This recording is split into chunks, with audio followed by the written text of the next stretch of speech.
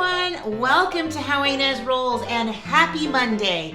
So today I am making freezer meals. So to get those started, I needed some pans. So I'm gonna get started and I have two recipes that I'd like to share with you today. And I'm doing this with a collaboration with Phillips from Phillips FamBam. So I'm so glad that we're doing this. So between the two of us, 4 new recipes coming your way.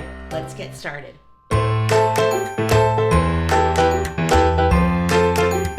you are like me, working mom or busy mom, just getting these in the freezer will be a lifesaver because you can just thaw them out, put them in the oven, and then they're ready to go. So I found 2 recipes that I know our family will like. And I'm gonna get started on the first one, which is a chicken and broccoli bacon potato bake. Doesn't that sound delicious? So I have behind me here some chicken breasts just thawing out, and I'm just going to whip this up. And my second recipe is called beef Lombardi. And I haven't made a pasta recipe actually for my family in quite some time, aside from the soup that I just made last week. But we don't typically eat pasta a lot, but this pasta looks delicious. So I'm gonna show you them. Both of these recipes will be at the end of the video. So I'm gonna get started on the chicken one. What makes everything a little bit easier with making freezer meals is the prep. So you just wanna make sure that you have everything in front of you, so that way when you're putting everything together, you don't forget a step or you don't forget ingredients.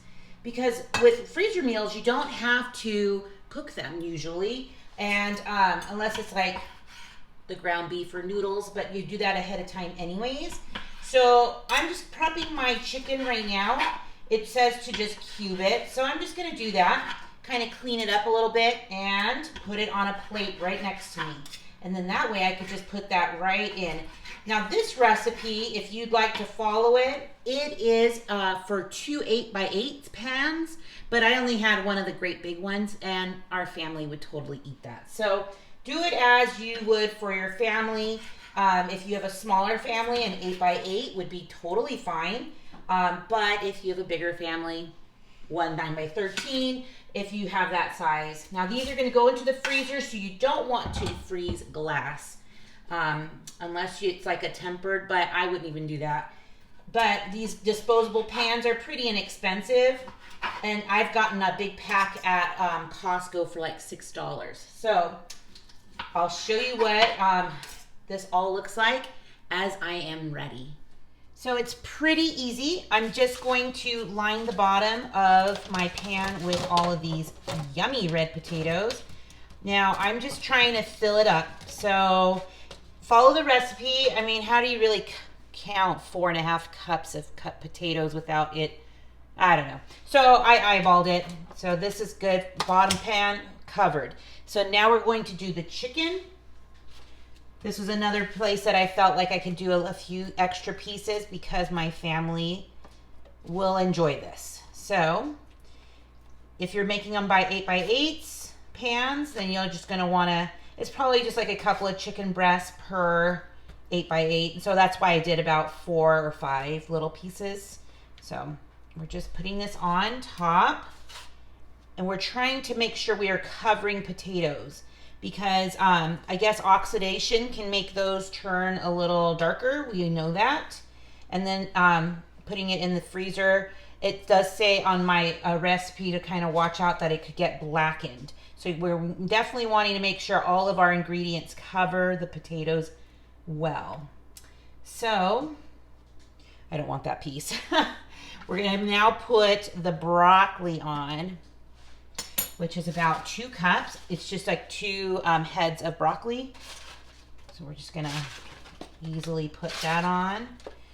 And then the next part is some cooked bacon. So easy, right?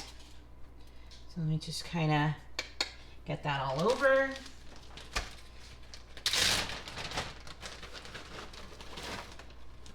It says 1/2 cup, but yeah, we love bacon.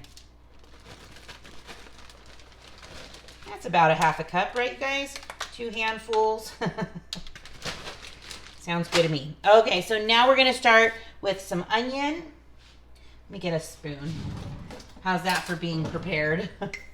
Kind of sprinkle it all over, because now we're gonna try to get all the seasonings through here. Now, Tina and I used to be a part of the freezer group, like a club, and we would make enough for, I think it was like 10 families, which that was a lot. But we got 10 meals out of it, which was great. And it just really helps with, especially like this time of year, trying not to go out to eat so much and just having a meal ready to go. So I'm just gonna add some of that salt and now pepper. I love pepper. We just bought some new pepper, so I should probably have filled my jar back up. And then after this, I'm gonna put some garlic and then some heavy cream and butter, and then that's about it. Do some of this. It says just a half a teaspoon. Now remember, the recipe card will be at the end. And I'm so grateful that Tina wanted to collab with me and do this together, because it's so important to have some of these meals in the back freezer for us, because you just never know when you're going to need them and use them. I tend to think like we need them sometimes to just give them as meals to neighbors sometimes, and you just never know. But knowing our family, this will come in handy with me working. Okay, I'm gonna pour some heavy cream. I'm just gonna pour about half of this container evenly over everything. Oh my goodness, this looks, I know it's gonna be so good. And then we're just gonna throw some butter on top. And then the directions will be on the recipe card at the end of the video. So you're just gonna wanna make sure you label it well. That's about half, great. And I'm gonna throw some butter, because everything's better with butter. This is like an all included meal. Like, this is everything, vegetables, protein, and some fats. And so what you're gonna do, if you're going to bake this right away, you're like, oh my gosh, this looks so good, we'll have it tonight for dinner. Great. You'll just make sure that you'll need a couple of cups of these, of cheese to put on top after an hour of cooking. So I'm gonna cover this up now with foil.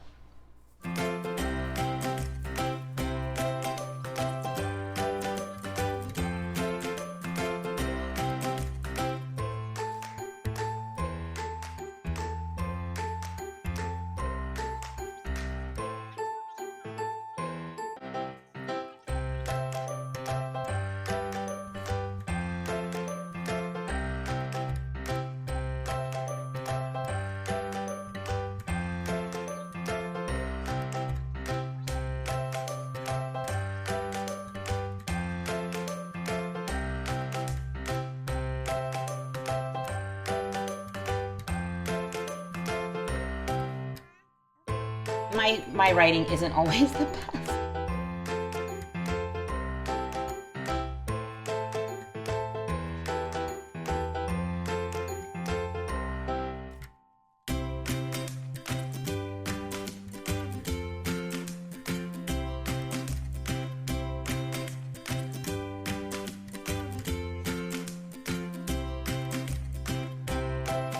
Wasn't that so easy to put together? It smelled delicious. I can't wait to try it. And behind me is recipe number 2, the beef Lombardi. So right now I have my ground beef already in there, and I just added some seasonings, and all of that information will be on the recipe card at the end of the video. So I'm just gonna add some tomatoes and get it going for about 30 minutes. So I'm now going to add some tomato paste and a bay leaf. So I'm making the sauce. That's essentially what this is, a homemade sauce, which I love homemade sauces. I'm also gonna let this simmer for about 30 minutes, and while that's going, see that pot right there? I'm gonna cook the noodles. So easy.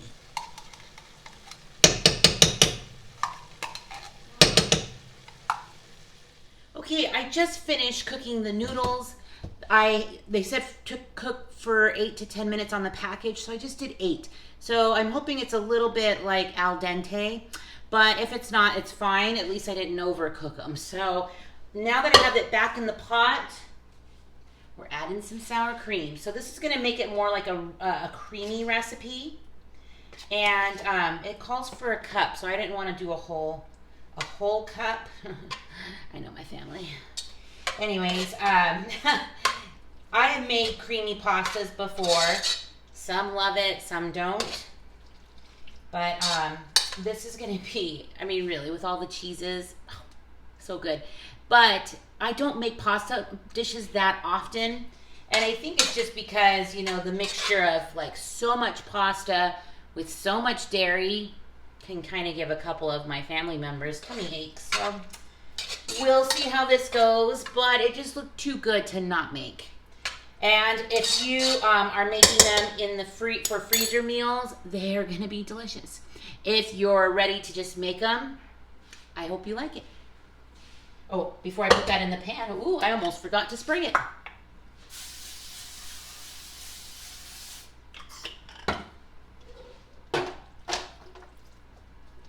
And that meat mixture is almost done. Okay, I have everything now to put together. So now I have the pasta in here mixed with the sour cream, and I took the bay leaf out because you don't want it to be in here. But you know what? Let me bring you a little bit closer so you can see this process. And before I even add the sauce, oh, that tells me something's ready.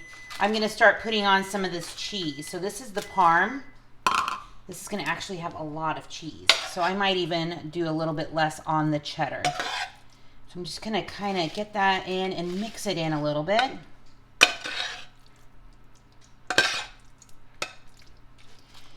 So good, it smells so good. Can't wait to try this. So I'm gonna mix that around and just kind of open up a little bit of the pasta just so it can kind of get in there when it's cooking.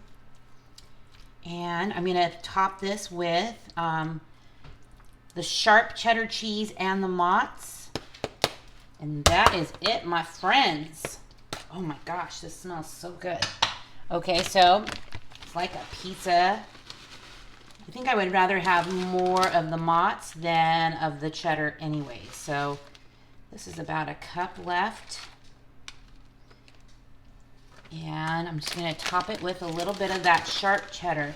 Now, feel free to completely follow the recipe, but I don't think you can go too wrong with all of these cheeses. So you can either follow it or do a little bit less. There we go. And that is it. So I did make the label for it, but I'm gonna let it sit here for a couple minutes, cool down, and then wrap it. Time to foil and wrap.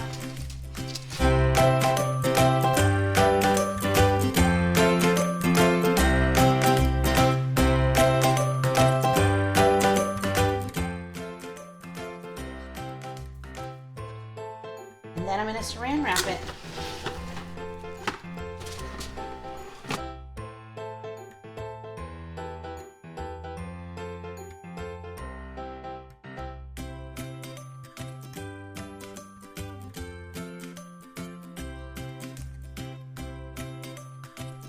So I'm so excited to have 2 meals in the freezer for the next couple weeks, and I could just pull them out anytime and let them thaw out in the refrigerator overnight and then bake them as the directions tell me.